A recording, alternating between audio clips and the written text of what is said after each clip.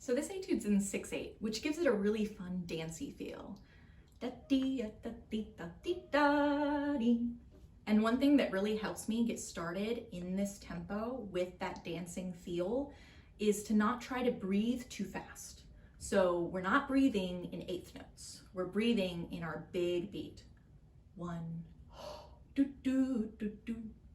I even like to do an out breath on beat 1 and an in breath on beat 2. So that would be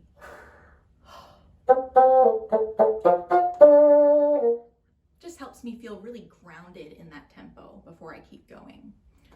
The main thing to look out for in this are the articulations.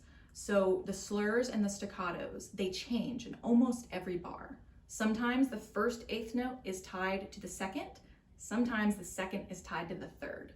So as you go through, make sure that you are paying attention to which notes are slurred and which notes are tongued. The last 4 bars are definitely the most difficult in this etude, so they should be the focus of most of your practicing. A lot of times when we sit down to practice, we start at the beginning, we go to the end. We start at the beginning, we go to the end. Instead of that, start at the end. Start at the hardest part. So that final tempo of 72 is pretty fast.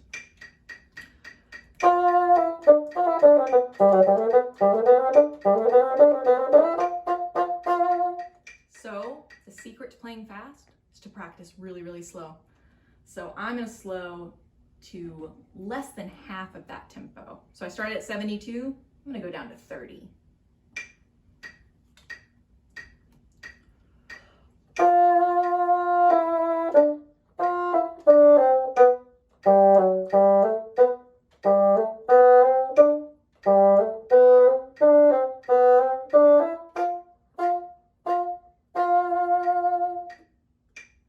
And at that slow tempo, every articulation should be very clear, and you don't want any of these notes to crack.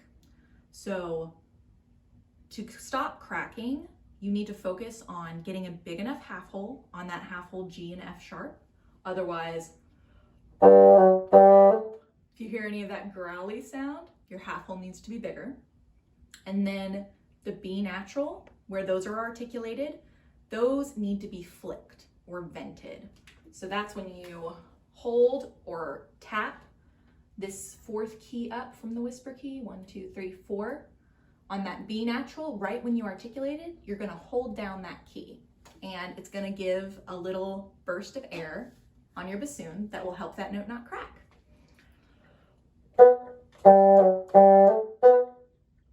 You might need to practice that measure a little bit more slowly, just to make sure that you're getting the flick on the B and then that big half hole for the G and the F sharp. So once this feels very comfortable at that slow tempo,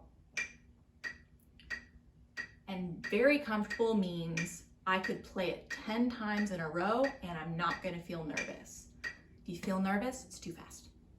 So now it's feeling comfortable at 30, I'm gonna up the tempo to 36.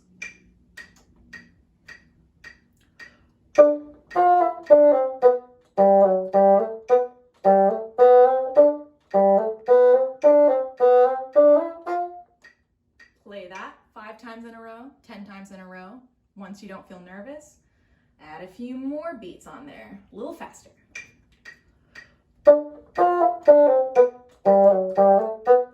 You get the idea.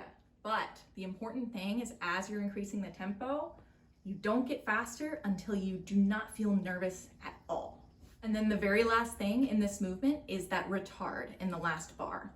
So you get through all your fast notes,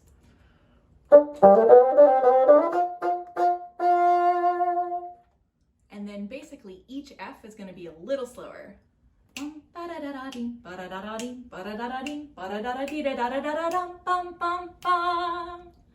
can do a little bit less than that.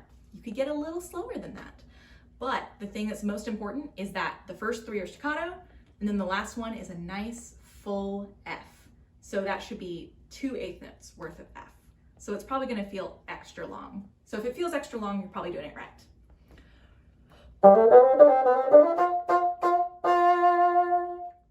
You can make really big differences with dynamics in this piece. So you start piano, not pianissimo, so not as soft as you can play, just a nice, healthy, soft sound. And then on the second line, it jumps up to mezzo forte, which my teacher used to call mighty full. So you're using lots of air to get a really full sound. Then after the double bar, you're back to piano. And then you have a big crescendo all the way to forte, where you get the fast notes. And I think it helps to draw the picture crescendo instead of reading the words. It helps me. Happy practicing!